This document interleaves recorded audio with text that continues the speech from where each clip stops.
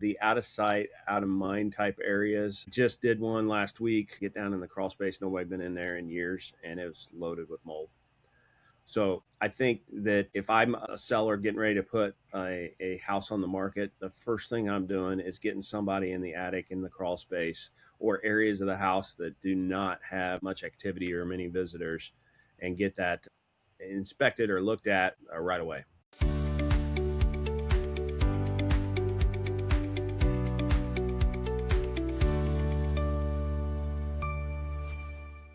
Hi, and welcome to Unlocking More with Brittany McWilliams. And on today's episode, I'm here with Louis. He is the owner and operator of New Start Inspection, providing professional inspection service since 2006. As a certified master inspector, he specializes in home, pest, termite, radon, commercial, and residential building inspections. Thanks, Louis, for being on the show today. Happy to be here. Thanks for having me. Absolutely. You have to have my best inspector on here. I am happy to be here. Thank you so much. You've been running New Start Inspection since 2006 and earned your certified master inspector. What initially drew you to this field? I was just one of those guys that was really good at, home stuff. I worked for a builder coming out of high school. I have family in HVAC. I got friends that are electricians. It was just a good fit just for my knowledge base. And then at the time I was climbing telephone poles for a local telephone company. And I got tired of corporate America. So that's when I decided to make the switch and started it up in November of 2006. I love it. That's after 2 decades of walking through homes. You're fantastic at your job. I know when I have people, I build a relationship. So when I have people, and I met you, has it been about a year ago, you think, Louis? Close to it, possibly? Probably. Close to it. I knew right. So I've been through a lot of different inspectors. And there's never that personal connection where I feel really comfortable enough to pick up the phone and be like, hey, can you help me out or walk me through a situation? When I met Louis back a year ago, it was an instant connection. I felt comfortable talking to him over things. So I think you're fantastic at your job. Most definitely my go-to guy, well knowledgeable. Clearly he's been in the business since 2006. So this is your 20-year anniversary. Yep, November will be 20 years, but I appreciate that. I think that that's probably one of the things that I've grown with the most is learning how to deal with customers and people. And, it's a stressful situation when you're buying a house. So you kind of have to tread gingerly in how you talk to people and what words you use. But at the same time, making sure that everybody's getting the information they need to make a wise decision when they're buying a house. Yes, I agree with that. And after almost 2 decades of walking through homes, what keeps you passionate about educating buyers and sellers every single day? I think that if I had to assign one thing to it, it's just helping people, because this is a hard time, especially for new home buyers. It's a hard time to buy a house. I mean, houses are more expensive than they've ever been. Wages haven't come up to meet those higher costs. So, these new home buyers, they're starting out at a much higher level than ever before, as far as, a financial commitment to buy at a house. So I think that helping people through that process is probably the part that I like the best. There's always the crazy things you see that always make you laugh or smile, because people do some strange things out there. But I think that helping people make wise decisions is probably the best part.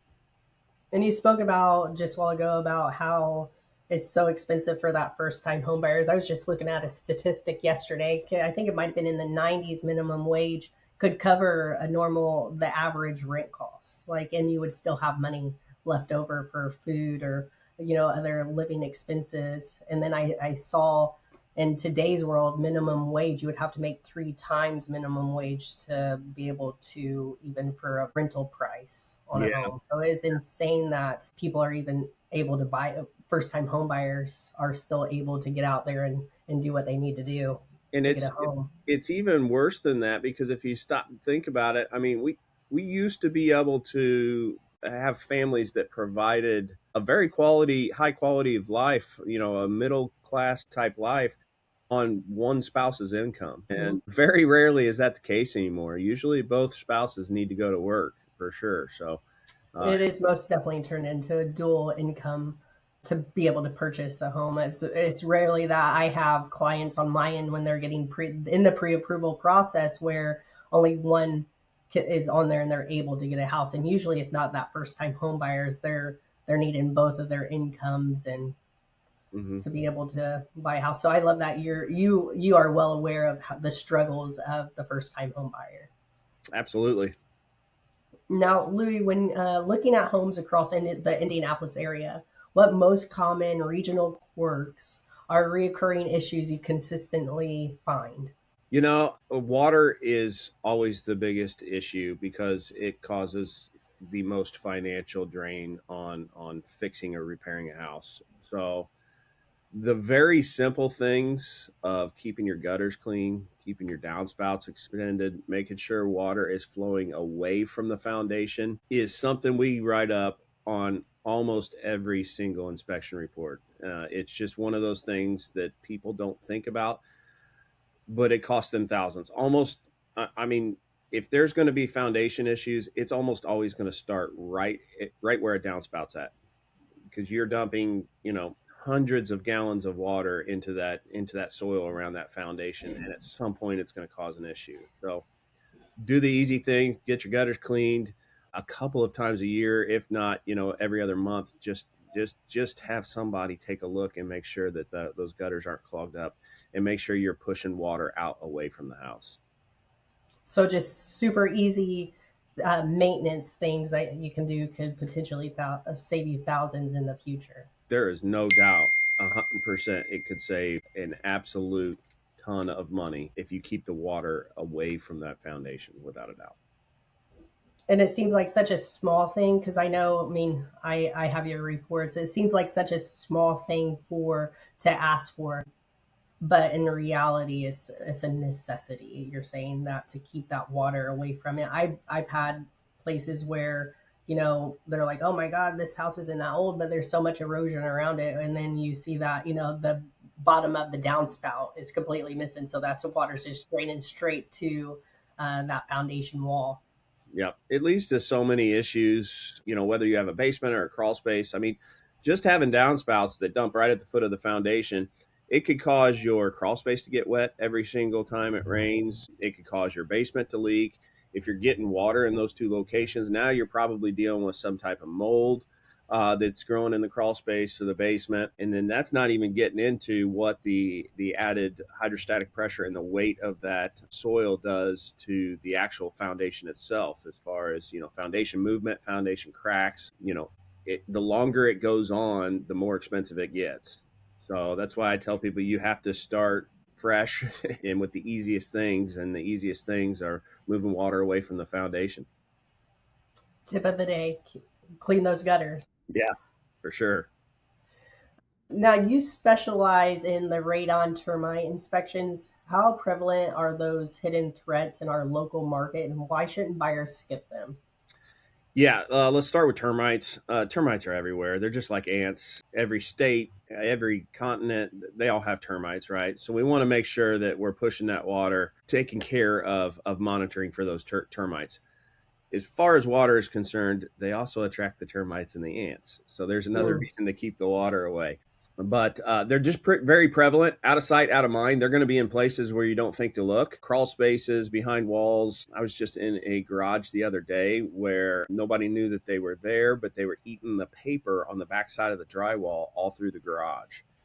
So they're out of sight, out of mind. You got to kind of know the places that they like to hang out. The areas that they're going to focus on are going to be areas that stay moist and damp and wet. So termites are definitely a prevalent issue in Indiana. As far as radon is concerned, it's the second leading cause of lung cancer behind smoking. Radon is a long-term issue. So if your radon levels are high and you live in a house for, 20 years, and maybe you're sleeping in a basement bedroom or something like that has high radon levels, then the likelihood of you getting a very specific type of lung cancer are greatly increased. So it's a relatively inexpensive and cheap test. It's a 48-hour monitor that's put in the home, and we take the average over those 48 hours. And as long as we're under the EPA guidelines, then you're good to go. If you're over the EPA guidelines, then a remediation system is needed, but those are fairly inexpensive as well to be. That's what I was gonna say with that radon system to,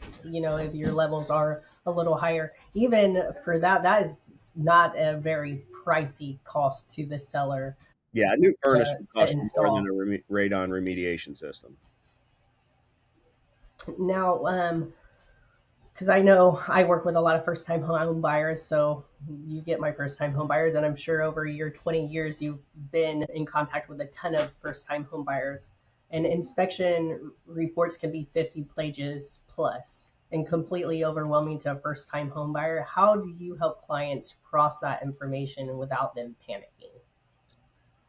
Well, we kind of touched based on that just a little bit earlier when I Mhm. was talking about how you have to talk to people, how you have to be careful with the words you use.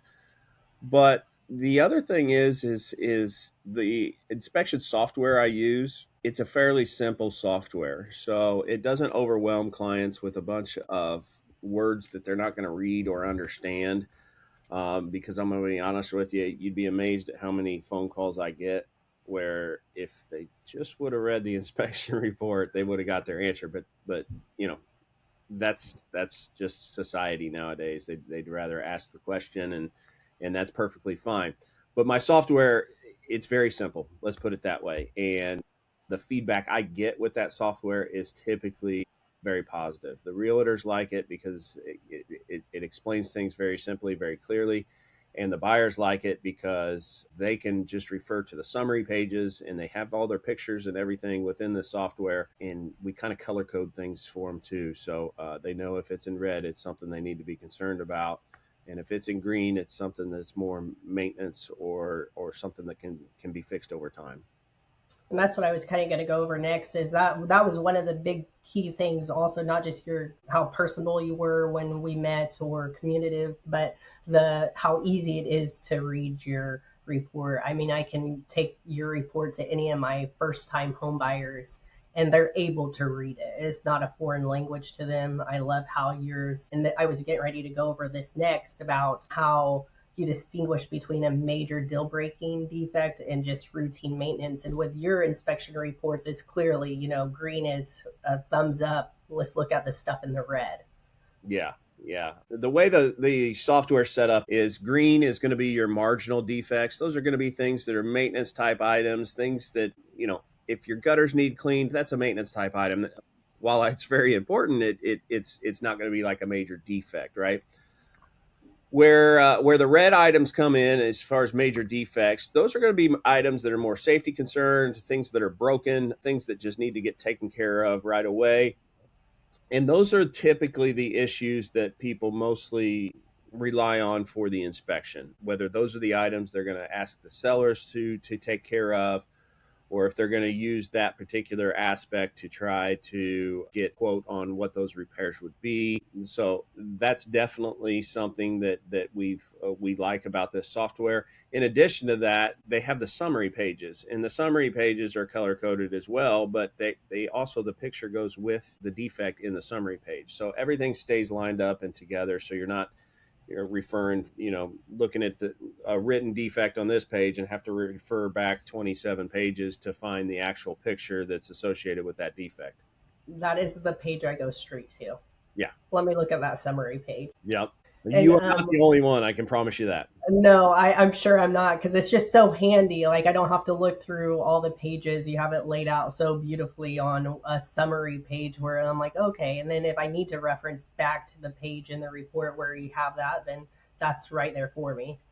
Yeah. And Louis, what do you think the biggest misconception people have about your actual role and limitations of a home inspector? I think the hardest thing is the like all the TV shows, the HGTV. They've given this false indication of what an actual home inspection is. You've got these home inspection shows where they're tearing the house apart, and it's easy to dissect what's going on when you're allowed to tear a wall out, right? Obviously, during a standard home inspection, we can't do that. It's strictly a visual inspection on what we can access and what we can see. So, sometimes people are just, especially the new home buyers, they don't really know what to expect because they don't do a whole lot of repairs on their own homes anymore. Back in the day, people used to work on their own homes. They used to have all the materials and all the tools to do it. Nowadays, these new home buyers, it's just a different society. It's different, and people don't work on their homes like they used to, so they don't have any idea of all the mechanicals. They don't. A lot of new home buyers, they don't even know they have to change their air filter once a month, Mm-hmm. or they don't know where their water shutoff is. So to try to help people kind of navigate that is a huge part of what we do and what we're trying to accomplish. We try to give them the knowledge base they need to start living in this home, right? Hmm. And I then love that. And if you're right. The shows are even, there's realtor shows, whatever. I'm not going to name the names, but I'm sure everyone kind of knows what I'm talking about. They'll go show all these houses and it's just so simple. Or there's a show where they have three houses and they get three houses to pick from. So understand your pain with the television shows on how your job actually works, because there's shows for my profession and I'm like, I wish it was that way where I showed three homes, they got one home to pick from, and bam, all of a absolutely, sudden we're at the closing table. absolutely. How do you think transparency, communicative partnership between a real estate agent and an inspector ultimately protects the client's peace of mind? Yeah, I think the home inspector and the realtor need to have a good relationship, and I also think it just needs to be open and honest. If things are kind of held in the background or secretive or anything like that, it's going to give a client the wrong impression. It's gonna make them feel like it's going to make them feel like worst case scenario, right? Where the realtor's in bed with the home inspector, and neither one of them are looking out for us. Whereas I think it's important to have a good enough relationship where you can make those clients and those buyers feel like we both have their best interest at heart. That we're not out here just trying to get a sale done. We're out here trying to make sure that they are getting what they think they're getting with their purchase. And that's how exactly I knew our answers were going to be super similar on that. I feel that the same exact way. And I say it to, I think everyone I come across in this industry, honesty is key in this. When I refer you, I'm like, I always say, if I'm going to buy a house, my go-to inspector is going to be Louis. But if you need other options, here's three or four other options. Please give them all a call to see which one would best fit your needs. I think for the most part, most of my people, not all of them, but a lot of them have started going towards your way. And that's because I do have that open line of connection. I know you're only out there also for the best interest of my clients. If I have a question on something, I know you're going to answer that phone to answer any questions that myself or my homebuyer is having on their inspection report. And that's exactly what I tell people too, not only to have that open line of communication with you as their realtor, but also after the inspection. If they have questions, concerns, I always tell people you can call, text, or email me. You've got all my numbers there, and my email address and everything. So call, text, email me, and I will absolutely help you with any questions you may have. So I think that open lines of communication and just straight up honesty are what's the driving force here. And I know you answer your phone because I will drive someone nuts. And I don't think over the past year when I've called you, you have not answered your phone. Or if you haven't, it's a call with it back within, the next 30 minutes to get me in. And I know you're extremely busy man. So I really appreciate that about you. Yeah, what I try to do is I try to answer the phone if I'm with a client or finishing up an inspection with a client or something like that. Obviously, we won't answer the phone. I tell people nowadays, to be honest with you, the quickest way to get a hold of me is to text. Hmm. And that seems to be doing the most, or the quickest way to get a response from me is typically via text, just because I can kind of do that while I'm doing other things. Whereas when I take a phone call, it kind of focuses all my attention towards that phone call. Yep. Can you share a memorable story, Louis, where your inspection uncovered a major hidden issue that saved the buyer from a huge financial disaster? Yeah, we've had quite a few of those over the years for sure. Unknown fire, figuring out that there was a an old fire in the attic that wasn't repaired correctly was an interesting one, and it did not get reported like it was supposed to. So that was an interesting one that I remember.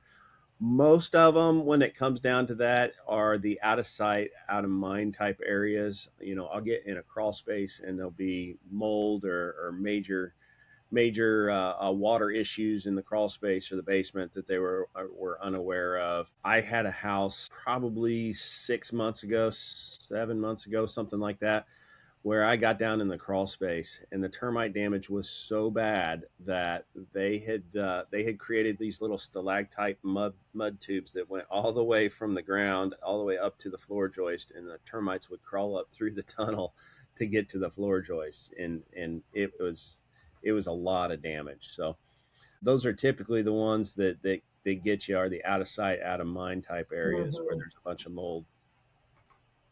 On the flip side of that, when has a terrifying defect actually turned into an easy fix that kept the family's dream home deal together? Usually it's one of those things where sometimes a negative can be a positive, especially for a buyer. So, like, I just had one today, and it's funny that this popped up, but fairly recently, I would say probably within the last month or two, there's been some storm damage to the roof of this house, and nobody knew about it, which means they're probably going to get a new roof out of this. There's going to be an insurance claim, all that kind of stuff, because it's quite obviously storm damage. So, from the buyer's perspective, now they're probably getting a house with a brand new roof on it. And sometimes that makes something where, the numbers were going to be real close, but this kind of helps.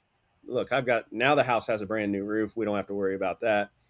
The numbers are much much better now. I always tell people, look, it's great to fall in love with a house. It really is, but in the grand scheme of things, you have to make the numbers work in the end. I've had that happen now a couple of times in my career where storm damage has gotten us a new roof as a buyer's agent. Yeah, And on the flip side of that, I've been a seller's agent where we didn't know there was storm damage up there, so we got a new roof for our buyers coming in. And I think that's always a win-win for everyone in that situation. for sure. For local homeowners getting ready to list, what are the top things they should fix right now to avoid getting blindsided during buyers' inspections? The out of sight, out of mind areas. Just get somebody in the crawl space in the attic to put eyes on it. I just did one last week where it was a family to family purchase, and I get down in the crawl space. Nobody been in there in years, and it was loaded with mold. So I think that if I'm a seller getting ready to put a house on the market, the first thing I'm doing is getting somebody in the attic, in the crawl space, or areas of the house that do not have much activity or many visitors, and get that inspected or looked at right away. And that kind of went straight to my next one. How much value does a pre-listing inspection actually bring to a seller trying to navigate today's competitive market? I think that a pre-listing inspection can be very valuable. If you are somebody that stays on top of your maintenance and is very diligent about keeping the house clean, painted, gutters cleaned, all those things, maybe you forego a pre-purchase inspection or a pre-listing inspection, excuse me. But that being said, for most people, even myself, I mean, I have two kids, I have a family. There's a lot of areas of my house that I can promise you are not up to spec, right? But if I was going to list this house, I can assure you that I would do a pre-listing inspection on it just to make sure that those areas that I don't go into as often as I should get looked at and inspected. So I think it's very valuable. And then on the flip side of that, you could also use that pre-listing inspection as a selling point. Saying, look, we had a third-party inspector come in. This is what he found. This is what we fixed. Here's a copy of the inspection. I've had sellers tell me that the potential buyer forego or did not do their pre-purchase inspection because they just used looking at my inspection. And I agree with that. I think I'm a big fan of pre-listing inspections. Anytime I'm at a new listing appointment, that is one of the key things that I bring up. I'm like, hey, I would highly recommend getting this done. And we put this on file for the potential next purchaser of your home. I think they're fantastic to have. I love when I see other listing agents doing that same thing because I'm like, oh, this is, fantastic. Here's what they found and here's what they fixed already. Not saying that not to get your own personal inspection done, but it does give you a little And bit more peace of mind of what you're already walking into before submitting an offer in on a yeah, home. absolutely. And to be honest with you, we still recommend everybody gets their pre-purchase agreement or inspection if they're buying a house. And the main reason for that is just the liability aspect of things. If the inspection was not purchased by the purchaser, then that they kind of lose any legal recourse if they were to need to go, after the inspector for something that was missed. So that's an important, we don't ever like to talk about that as home inspectors, but, from a buyer's standpoint and protecting the buyer and making sure that the buyer is covered on their end, they need to also do their pre-purchase inspection. Purchase their own inspection, they're independent. Exactly. I agree with you 100%, but it is nice, always nice to have that on there. I love when I see it Without a with doubt. other listings. Louis, with building standards and home technologies consistently evolving, what should modern buyers be prioritizing for long-term health of their home? That is a good question. I think that we have to go back to moisture, and it's not just moisture in the ground, it's also moisture in the air.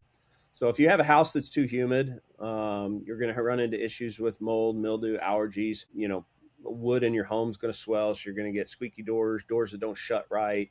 I think that just maintaining your indoor air quality needs to be a priority. You need to get your air filters changed on a regular basis. You need to have your HVAC equipment serviced. Every 5 to 10 years, you're probably going to want to get your ducts cleaned to make sure you're not pushing air through a bunch of moldy ducts. And especially if you have pets, I mean, you'd be amazed at how much pet dander and things like that gets sucked up into the HVAC system. The water in the ground, that's going to cause issues with. I have actually seen water that's pushing up through the ground into a crawl space cause mold issues up in the attic.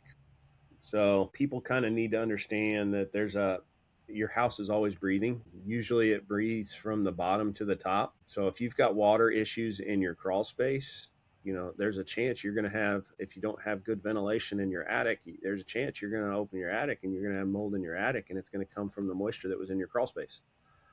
Most people wouldn't know that. I mean, heck, I do this for a living and I had no idea until you just said that, how that works. So, I think, oh, water in the crawl space is kind of going to stay a little bit contained to that, but sounds like maybe not. Yes, it does not. Your house is constantly breathing. You are using air in the house. So every time you turn your dryer on, every time you turn your exhaust fan on in your bathroom, every time you turn your exhaust fan on over your stove, every time your furnace runs, those are all things that are using air and exhausting it to the outside, right? It So makes the house sense. has Now to that you explain it, that most definitely makes sense.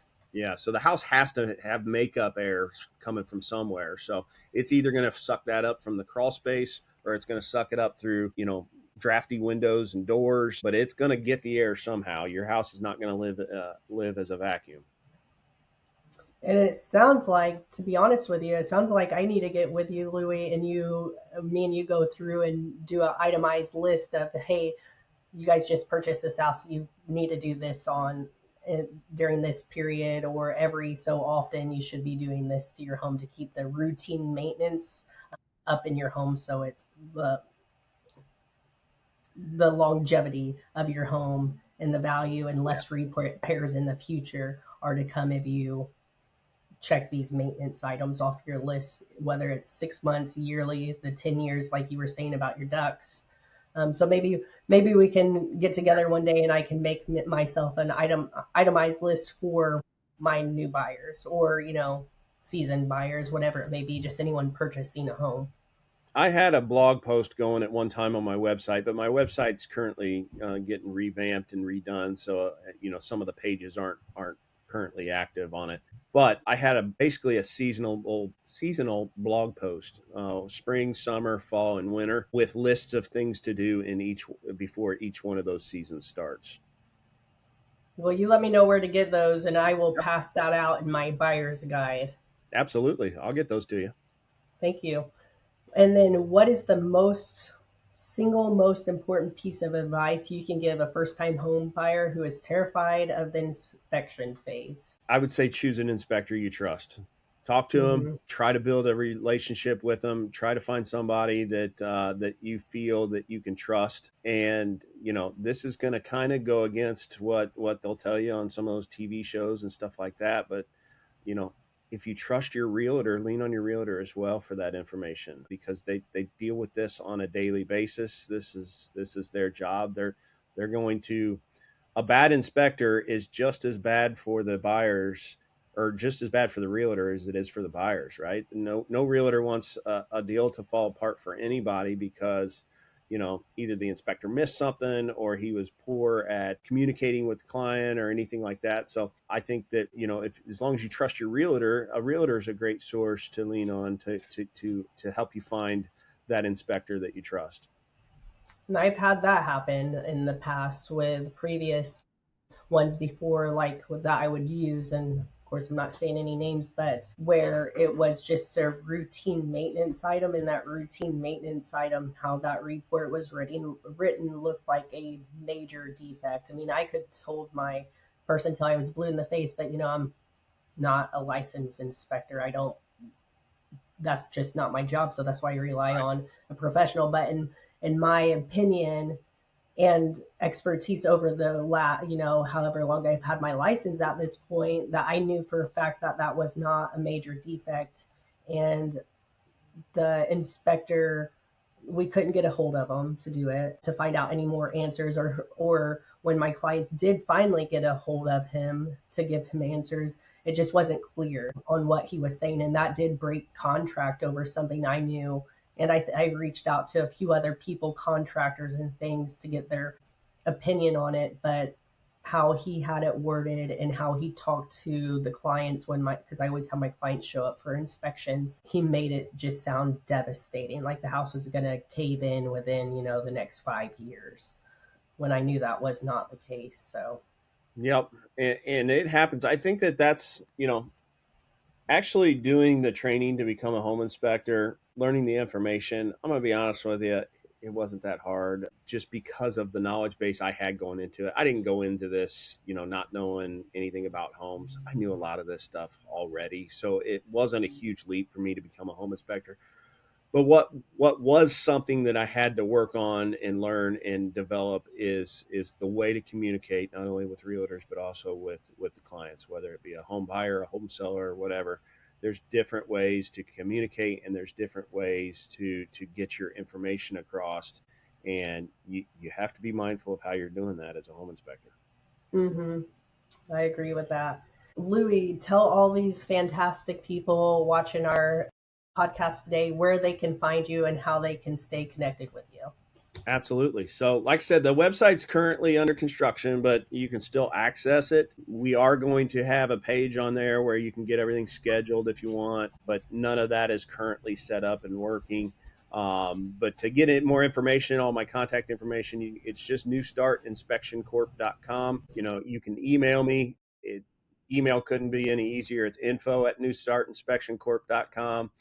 I am on Instagram is New Start Inspections, and like I said, you can always call or text me, and my number is all over all of my social media and internet stuff. So I'm not hard to find if you look. If you look for it, you can find you.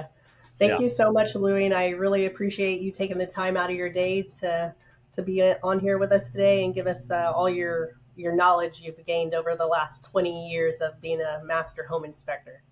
thanks for having me. Thanks for being a great realtor and a great resource. And we'll do this again sometime. All right, thank you, Louie. Thank you. That's a wrap on today's episode of Unlocking More with Brittany McWilliams. Be sure to hit the like, subscribe, and follow so you never miss an episode. Join the conversation on social media, and we'll see you next time for more expert advice, local insight, and indie love. I'm Brittany McWilliams with Daniels Real Estate, and I look forward to helping you make your next move your best move.